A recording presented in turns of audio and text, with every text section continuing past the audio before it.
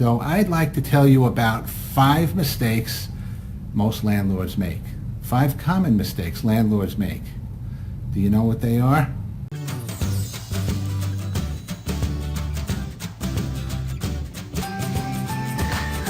Today I'd like to tell you about 5 mistakes many landlords make, and they're very common mistakes. Can you think of any?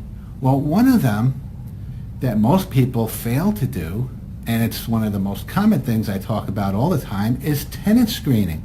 How many people actually verify the information on the rental application? That's a very important part of it. So verifying the information on the rental application is a very key part of tenant screening. You don't even need to get a credit report if you can eliminate somebody by verifying the information on the rental application. If they don't check out, that's it, off to the next one. So verifying the information on the rental application is a very key item in tenant screening, and most landlords don't even bother.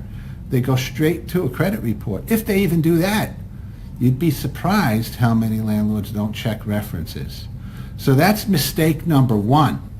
Another important mistake to avoid that many landlords make is not using state-specific landlord lease agreements. First of all, it's very important that you use a lease agreement with your tenants that is a landlord lease. I'm not talking about Office Max or Staples or a lease that was given to you by the real estate agency, because those leases are pretty generic and they're made to make both parties very happy. Good tenants don't mind. Good tenants are happy to comply with a good landlord lease agreement. And let's face it, there are a lot of pitfalls in being a landlord.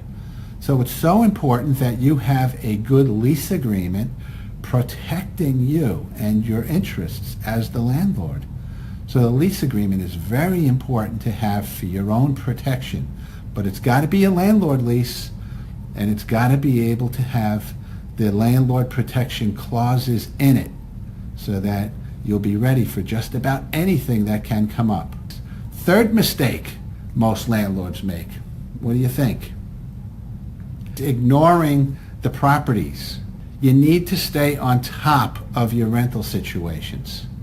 So ignoring your rental properties and expecting things to be on autopilot, it's great when they can be on autopilot, and that's what I strive for, to make things on autopilot as much as possible for you using the Landlord Protection Agency's forms.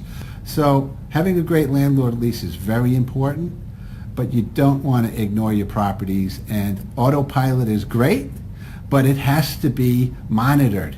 Jump on those late fees. If someone pays late, send out those late notices. All that stuff is very important to maintaining a good rental situation.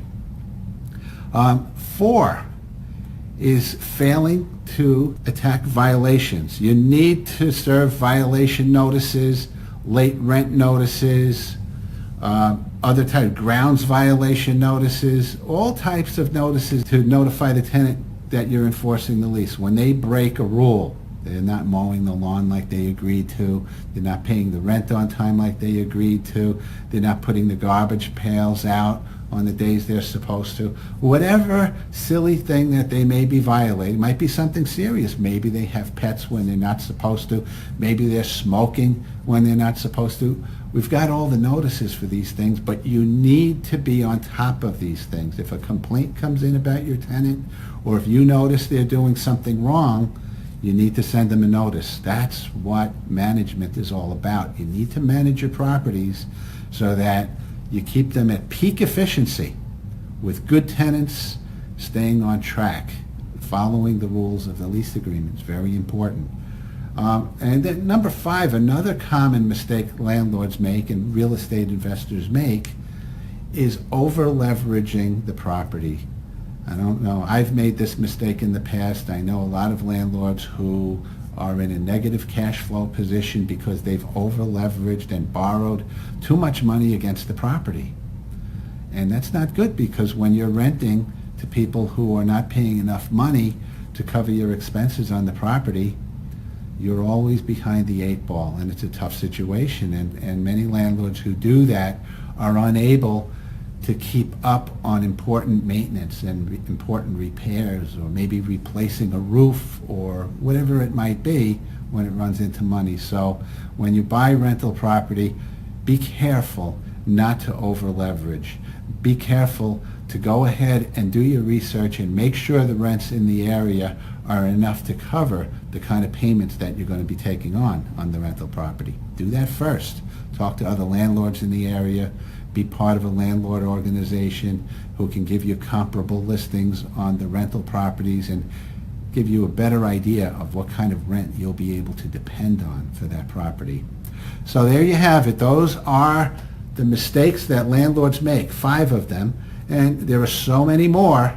If you ever want to take a look at the 6 biggest landlord traps on my website, the Landlord Protection Agency, look up the 6 biggest landlord traps. It's on the article section of the homepage. That's the LPA.com.